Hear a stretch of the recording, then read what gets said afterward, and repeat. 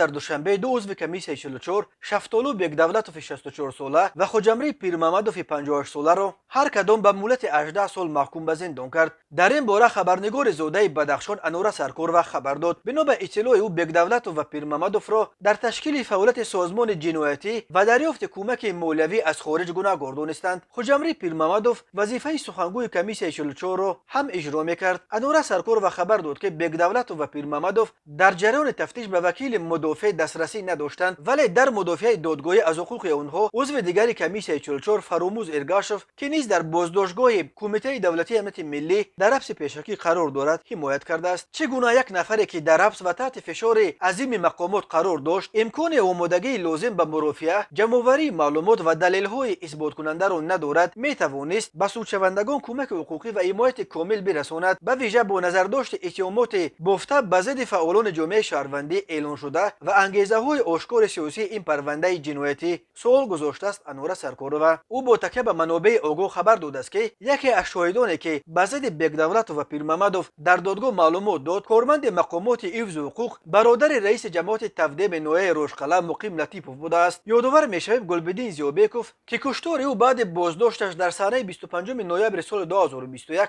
سبب اعتراضها در ولایت مختار کوهستان بدخشان شد، نیز از دهه تفدیم بود. یک خویشاوند لطیپوف نیز بنا به اطلاع انوره سرکارova عضو کمیسیون 44 بود و همراه فعالان دیگر دستگیر شد، ولی او را بعدا جواب دادند. ماه مای در عموم 13 عضو کمیسیون 44 دستگیر گردیده، از این شمار 9 نفرشان در اول ماه ایون از خوراق به دوشنبه به بازداشتگاه کمیته دولتی امنیت ملی انتقال دادند. در بین آنها فراموز ارگاشوف، خرسند محمدشایف، رهبر انجمن حقوق شناسان پامیر و عضو ائتلاف ضد شکنجه و بیجزایی در تاجیکستان منوشیر خالق نظروف، مظفر مبارکشایف، بختاور بختیاروف و 2 نفر اخیراً محکوم شده شفتالو بگدولتوف و خوجمری پیرمحمدوف نیز بودند. کمیسیون 44 ماه نوامبر سال 2021 از جانب تظاهرگران در خوراق با مقصد از نام آنها با مقامات مذاکرات بردند و نظارت اجرای طلبهای آنها تشکیل شده بود. اون وقت تظاهرگران تنها بعد گرفتن وعده بامور امضای مقامات در مورد یافتن و به جوابگری کشاندن افراد گناهکار در قتل زیابکوف و 2 ساکن دیگر ولایت مختار کوهستان بدخشان خانه به خانه پراکنده شدند.